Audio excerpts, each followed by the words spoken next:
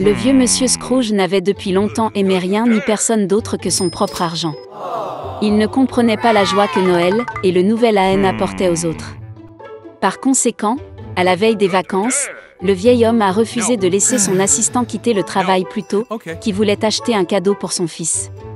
Monsieur Scrooge a même refusé l'invitation de son neveu de célébrer Noël avec sa famille et a également refusé de donner de l'argent pour aider les enfants dans le besoin. Le vieil homme ferma son bureau tard dans la soirée et rentra chez lui. Et puis, dans sa chambre, des choses étranges ont commencé à se produire. Un vent soufflait de quelque part, le tonnerre grondait, et soudain le fantôme de son compagnon, décédé à Noël dernier, apparut devant lui.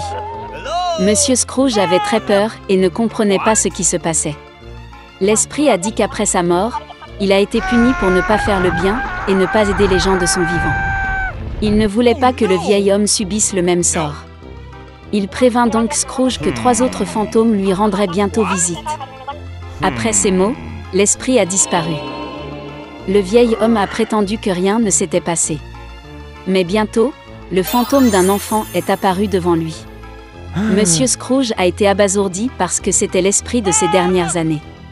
Le fantôme les a transportés comme par magie dans le passé. Le vieil homme se voyait comme un petit garçon dans la ville où il est né et a grandi. Il décorait le sapin de Noël, et il s'est beaucoup amusé.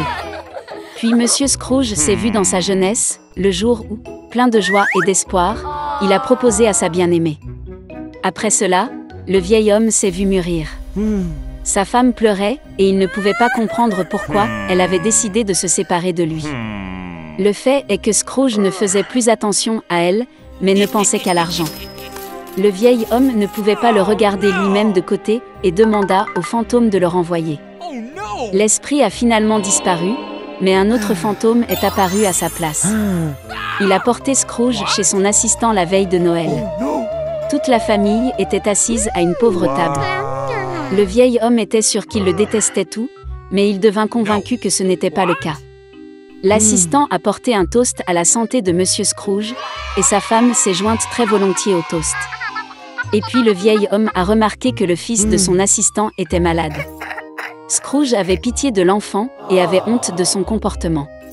Puis le fantôme emmena le vieil homme dans la maison de son neveu. Toute sa famille était heureuse des vacances. Plus important encore, ils ont laissé un siège à la table pour Monsieur Scrooge. Le vieil homme ne s'attendait pas à voir ça, il pensait toujours que toute la famille le détestait.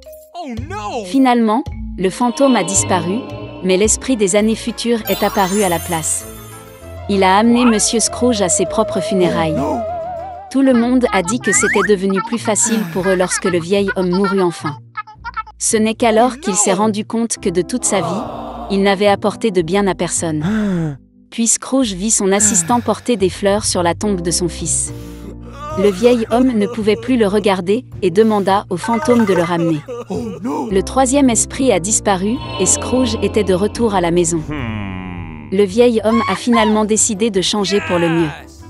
Heureusement, il a constaté que le temps avait reculé de quelques heures. Monsieur Scrooge a décidé de ne pas perdre une minute. Il avait encore le temps de tout changer. Le vieil homme était sincèrement heureux de l'approche de Noël. Il a envoyé la dinde la plus chère et la plus grasse à la maison de son assistant. Scrooge a ensuite envoyé un cadeau au fils de l'aide et a fait don d'une énorme somme d'argent à une association caritative. Après cela, le vieil homme est allé fêter Noël avec son neveu, où toute la famille l'a accueilli. Le lendemain, lorsque l'assistant de Scrooge est venu travailler, il a augmenté son salaire. Pour son fils, le vieil homme est devenu parrain. Monsieur Scrooge a donné au garçon le meilleur traitement possible et il a continué à mener une vie saine.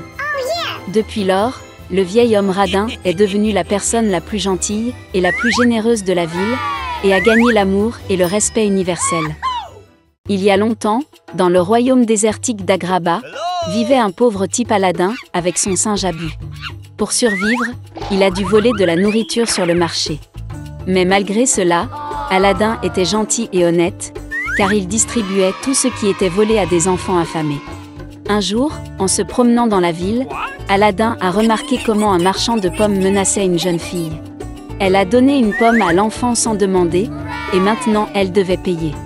Voyant que le vendeur a appelé les gardes, Aladin a décidé de sauver la fille.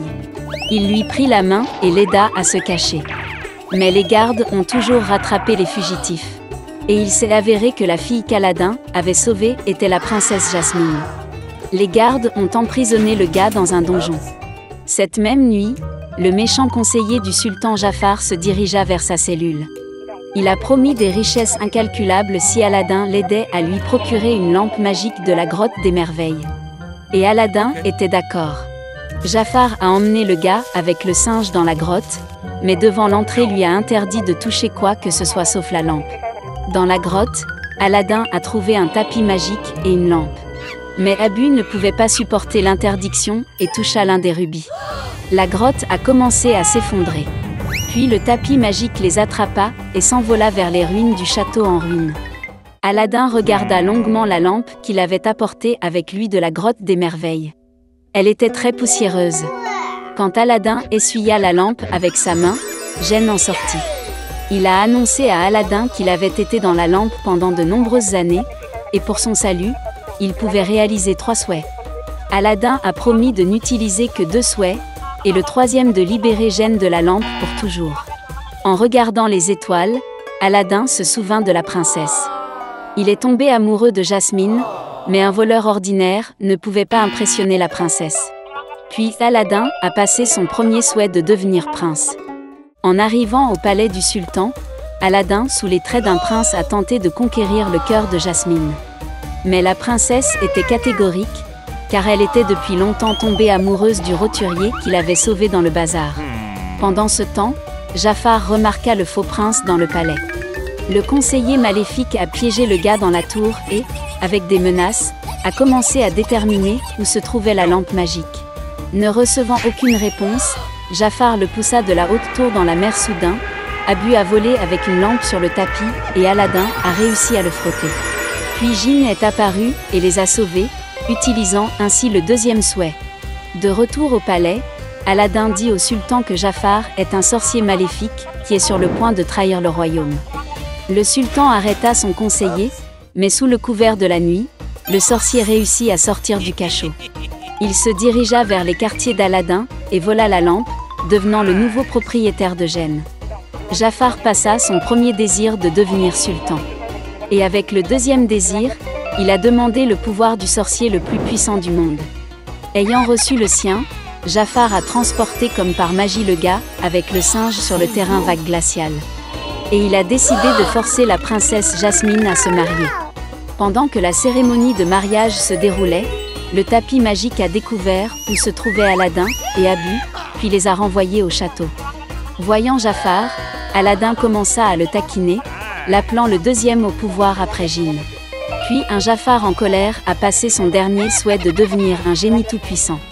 Devenu un génie, Jafar est soudain devenu lui-même esclave de la lampe. S'affaiblissant, il a promis la vengeance d'Aladin. Mais avant qu'il n'ait pu finir ses malédictions, la lampe le tira à l'intérieur. Jinn porta la lampe de Jafar dans la grotte des merveilles, et l'ordre fut rétabli dans le royaume. Aladin a décidé de tenir sa promesse, alors il a passé son 3e souhait de libérer Gêne de la lampe pour toujours. Et le sultan, qui a vu qu'Aladin et Jasmine étaient amoureux, leur a permis de se marier. Et ils ont vécu heureux pour toujours, et le royaume d'Agraban n'a prospéré qu'au fil des ans.